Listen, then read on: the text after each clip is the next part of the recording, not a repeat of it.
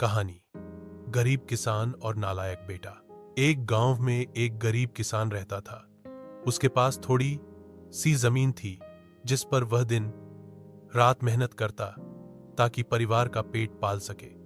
किसान सीधा सादा था, पर उसका बेटा आलसी और नालायक निकला। किसान सुबह सुबह खेतों में काम करता, पसीना बहाता, मगर बेटा दिन भर पेड़ की छाया में लेटा रहता या गांव के लड़कों के साथ खेलता। किसान बार बार समझाता, बेटा, मेहनत के बिना जीवन सुखी नहीं होता, पर बेटे के कान पर जूं तक न रेंगती। एक दिन किसान बहुत थक गया और सोचने लगा, अगर इसे सबक नहीं सिखाया तो ये जिंदगी भर निकम्मा ही रहेगा। उसने एक चाल चली। किसान ने बेटे को बुलाकर कहा, बेटा, मैंने अपने खेत में खजाना गाड़ कर रखा है, तू उसे खोज ले, फिर हम अमीर हो जाएंगे। बेटे की आंखें चमक उठीं। वह अगले ही दिन खेत खोदने लग गया। उसने खेत का कोना कोना खोद डाला, पर कहीं भी खजाना नहीं मिला।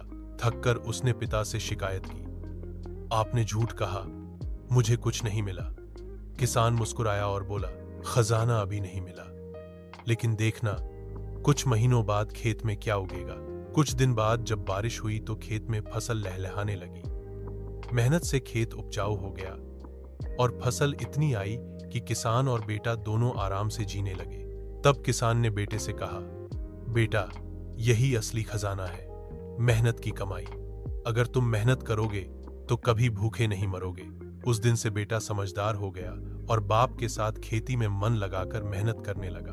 अलस सीख, मेहनत ही असली खजाना है। आलस से इंसान को बर्बाद करता है,